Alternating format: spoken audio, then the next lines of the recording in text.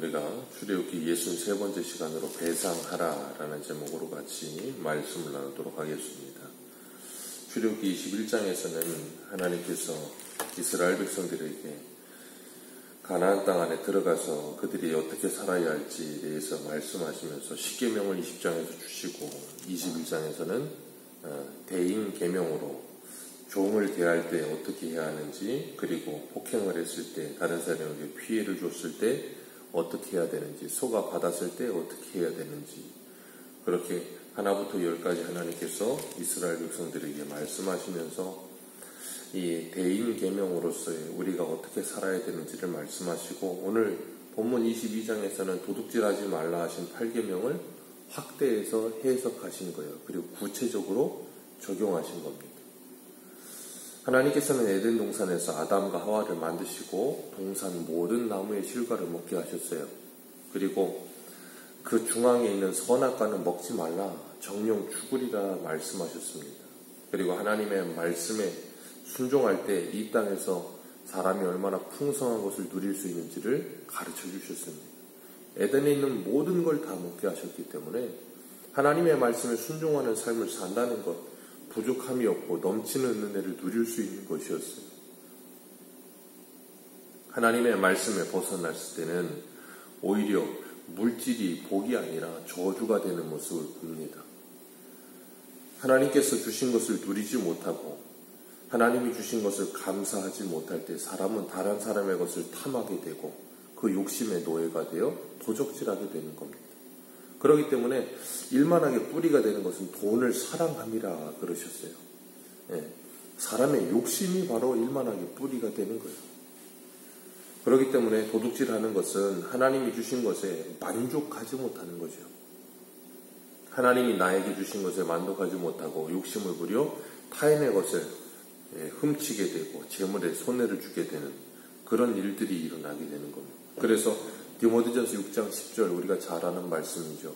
돈을 사랑함이 일만하게 뿌리가 되나니 이것을 사모하는 자들이 미혹을 받아 믿음에서 떠나 많은 근심으로 자기를 찔렀도다. 미혹을 받아 믿음에서 떠나 많은 근심으로 자기를 찔렀도다. 그 욕심 때문에. 오늘 1절에 보면 소나 양을 도둑질하면 그것을 배상해야 하는데, 소는 하나에 소 5마리로, 그리고 양은 하나에 양 4마리로 갚으라 그러세요. 하나님께서 엄청나게 배상에 대해서 크게 말씀하고 계십니다. 그리고 4절에서는 동일하게 도둑질한 것이 집에 있으면 갑절을 배상하라. 그러니까 최소한 갑절이에요. 최소한 갑절이고 소는 5배, 양은 4배. 막 이렇게 된다면 누가 도둑질을 하겠어요? 도둑질 할 마음이 들질 않는 거예요. 왜? 도둑질했다가 걸리면 그 몇 갑절을 하니까 그냥 도둑질한 것만 갖다 주는 게 아니고 몇 갑절을 하니까 아예 도둑질 할 마음이 생기질 않는 거예요. 오늘날도 이 세계적으로 가장 도덕적으로 윤리적으로 뛰어난 나라 중에 하나가 싱가포르예요. 싱가포르는 그렇게 도덕적으로 윤리적으로 사람들이 굉장히 질서정연하고 그런 이유가 하나입니다. 엄청나게 벌금이 있어요. 뭐 길거리에 껌 하나를 뱉어도 벌금이 막 한 80만 원, 100만 원 막 그러고. 그러니까 껌을 아예 안 판대잖아요, 싱가포르는. 길거리에 침을 뱉어도 몇십만 원의 벌금이 벌고. 그러니까 우리나라도 이 음주운전 아니면 이런 교통법규 이런 거 안 지키는 거 벌금 한 1억씩 매기면 아무도 운전운전 안 합니다. 그냥 대리기사 부르는 게 빨라요. 돈도 싸고. 음주운전 하나 걸리면 1억 걸린다고 해보세요. 근데 요즘은 그런 게 아니에요. 굉장히 법이 약해요. 그러니까 사람들이 그걸 굉장히 우습게 생각하는 거예요. 법을 어기는 게 큰 잘못이라는 것에 대한 인식이 별로 없어요. 오늘 2절과 3절을 보면 도둑이 집에 들어와요. 근데 밤중에 들어와서 도둑을 막다가 도둑을 죽이게 되면 그건 정당방위가 된다는 거예요. 피 흘린 죄가 없다는 거예요. 그런데 그 도둑이 들어왔을 때 낮에 들어왔어요. 그러면 그 도둑을 만약에 죽이게 되면 그것은 분명히 책임져야 된다라고 말씀을 하세요. 그 이유는 하나죠. 낮에는 얼마든지 이웃에게 도움을 청하거나 소리를 친다거나 도둑을 퇴치할 수 있는 여러 가지 방법이 있는데 그러지 않고 생명을 해왔다는 거예요. 그러면서 도둑의 생명마저도 하나님께서 귀히 여겨야 되는 것을 말씀하고 계시는 거예요. 그렇기 때문에 우리가 생명을 얼마나 귀히 여겨야 되는가 하는 것에 대해서 생각을 해야 되는 거예요. 그리고 3절에 보면 도둑질하다가 잡히면 그 사람도 배나 갚을 것이요. 갚을 것이 없으면 자기 몸을 팔아서라도 갚을 것입니다.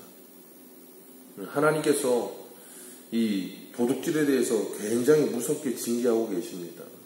이건 배상하는 문제를 뛰어넘어서 그 도둑질하는 본인이 하나님 앞에 자신이 얼마나 큰 죄를 저질렀는지를 깨닫게 하고 돌이켜 회개하게 하기 위한 하나님의 목적이 담겨 있는 거예요. 배상의 목적만이 담겨 있는 게 아니에요. 그 도둑질하는 사람 또한 갱생하게끔. 우리가 사회적으로 무엇인가 법을 어긴 사람들을 감옥에 가두잖아요. 감옥에 가두는 이유가 뭐예요? 사회에서 격리시켜 자유를 빼앗음으로 말미암아 그들이 지은 죄가 얼마나 무거운지를 깨닫게 하고 갱생하게 하기 위해서 그렇게 하는 거거든요. 오늘 5절에도 보면 5절 같이 읽습니다. 시작.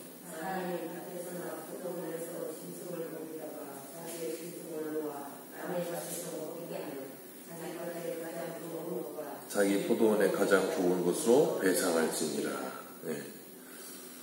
사람은 원래 이렇게 하고 싶은 마음이 없을 거예요. 배상을 하더라도 어떻게 해요? 가장 좋은 게 아니고 그냥 대충 웬만한 걸로 그냥 배상을 하고 싶을 거예요. 근데 하나님은 가장 좋은 것으로 배상하래요. 배상하는 데 있어서 배상하는 당사자가 아니라 피해를 본 사람에게 입장에서 그 피해를 본 사람이 그것이 마땅히 배상이 될 만큼을 하라는 거예요. 우리는 내 입장에서 피해 준 사람 입장에서만 생각하지만 하나님은 피해를 받은 사람의 입장을 생각하시는 거예요. 그리고 그에게 가장 좋은 것으로 배상하라 하시면서 사람과 사람과의 관계가 어그러지지 않고 올바른 관계를 연합히 형성하며 회복하게 하기 위해서 하나님께서 이렇게 말씀하고 계시는 거예요. 오늘 본문에 보면 하나님께서 11번이나 배상하라는 말씀이 반복이 계속돼요. 6절에도 불이 나면 불러온 자가 반드시 배상할 것이다. 그러면서 계속해서 배상할 것을 말씀하세요. 이웃의 물건을 맡았다가 없어지면 그것도 만약에 판결을 해보고 의심이 되면 배상하라. 아니라고 생각되거든 그를 또 그냥 무죄하다 이야기하라. 그러면서 계속해서 배상하라 하세요. 하나님께서 사람과 사람과의 관계 속에서 그 관계가 올바르게 형성되며 하나님의 백성으로서 그 공동체가 올바르게 형성되게 하기 위해서 이 관계의 문제를 지금 말씀하고 계시는 거예요. 신약에 오면 누가복음 19장에 보면 가장 대표적인 예가 나오죠. 삭개오가 이 세리였던 삭개오가 예수님을 만나게 되고 난 후에 그가 즉시로 그 삶의 변화가 일어나죠. 그리고 한 일이 뭐예요? 배상하는 일이었습니다. 삭개오가 세금을 거두어서 세리장이었기 때문에 로마에 세금을 바치고 자기도 먹고 다른 사람에게도 주고 그러느라고 로마에서 거두라고 하는 세금보다 몇 배는 더 거뒀을 거예요. 그러다 보니까 일어나는 일이 뭔가 하면 사람들에게 세리들은 도둑놈이 되는 거예요. 그렇지 않다 할지라도 사람들에게 도둑놈이라는 인식이 박히게 되는 겁니다. 그러다 보니까 삭개오가 대번에 예수님을 만나고 한 일이 뭐냐면 자기 재산의 절반을 팔아서 가난한 사람에게 나누어 주고 누구의 것을 빼앗은 일이 있으면 4배로 갚아주겠다. 그 말은 뭐예요? 자신이 오늘 본문 이 출애굽기의 말씀처럼 자신이 도둑이라는 것을 인정하는 거예요. 자신이 도둑이라는 걸 인정하고 그 모든 것을 갚아주겠다라고 말을 해요. 그랬더니 예수님께서 하시는 말씀이 오늘 구원이 이 집에 이르렀도다. 이 사람도 아브라함의 자손이니라. 그렇게 말씀을 하세요. 삭개오가 예수님을 만나고 예수님을 믿어 구원받자 자신이 죄인이고 자신이 도적이었다는 것을 깨닫게 되어 그리고 자신의 모든 잘못을 회개하고 돌이키는 모습을 봅니다. 에베소서 4장 28절은 또 이렇게 말합니다. 도적질하는 자는 다시 도적질하지 말고 돌이켜 빈궁한 자에게 구제할 것이 있게 하기 위하여 제 손으로 수고하여 선을 행하라. 도적질하던 손이 이제는 뭐해요? 다시는 도둑질하지 않고 그 손으로 이제는 빈궁한 자를 구제하기 위하여 손으로 열심히 일하여 선을 행하는 자가 되라. 하나님께서는 우리들에게 이렇게 다른 사람의 것을 도둑질하였을 때 배상하라 하시면서 도둑질했을 때 배상하는 것으로 끝내는 것이 아니라 거기서 뭐하게 하세요? 한 발 더 나아가게 하시는 거예요. 도둑질 안 하는 것으로 끝나는 게 아니에요. 배상 안 하고 살면 내 인생 잘 산 게 아니에요. 그건 최소한이고, 그것을 넘어서서 뭐 하라는 거예요? 이웃을 섬기고 이웃을 사랑하라로 나아가게 하시는 거예요. 그렇기 때문에 내 삶 속에서 빈궁한 자들을 돌아볼 수 있는 마음을 갖는 것, 그게 우리가 가져야 될 마음인 거예요. 다른 사람에게 피해를 주지 않는 것은 마땅한 것이고, 그리고 또한 예수 그리스도를 믿는 하나님의 자녀가 되었다면 우리가 우리의 삶 속에서 삭개오와 같이 우리가 하나님의 것을 도둑질한 것은 없는가 생각해 볼 수 있어야 됩니다. 우리는 청지기로 이 땅을 살고 있거든요. 주님께서 분명히 고린도전서 6장에도 말씀하시는 것처럼 예수 그리스도를 갖추고 우리를 사셨다 그랬어요. 그래서 이제는 우리의 몸도 우리의 것이 아니에요. 하나님의 것입니다. 우리의 몸이 하나님의 것이란, 우리의 시간도 우리의 모든 인생 자체가 하나님의 것이라면 나는 정말 하나님의 것으로서 하나님의 뜻대로 인생을 살고 있는가를 돌아봐야 돼요. 그렇지 않다면 우리는 하나님의 것을 도적질하고 있는 거예요.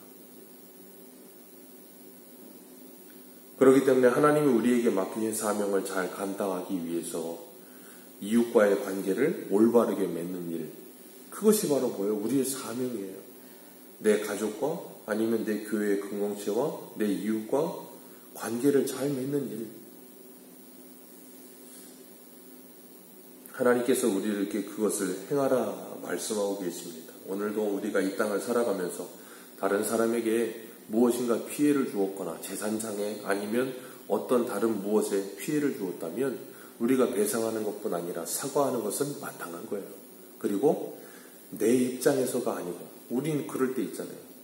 내가 무엇인가 잘못하면 사과를 해요. 근데 상대방이 안 받아줘요. 그럼 하는 게 뭐냐면 대번에 화를 내요. 내가 사과했는데 왜 안 받아줘? 그렇게 되는 게 그게 아니에요. 사과하는 사람의 입장이 아니고 사과를 받는 사람의 입장에서 우리는 사과해야 돼요. 그 사람이 흡족하게 받을 만한. 주님은 여기 분명히 말씀하세요. 가장 좋은 것으로 배상하라. 그 받는 사람이 자신의 손해를 받은 것을 다 회복할 수 있을 만큼 사과하라. 그리고 배상하라. 우리가 이 땅을 살아가면서 이웃과의 관계 속에서도 그런 아름다운 관계를 만들어가는 복된 하나님의 사람들 되시기를 축복합니다. 기도하겠습니다.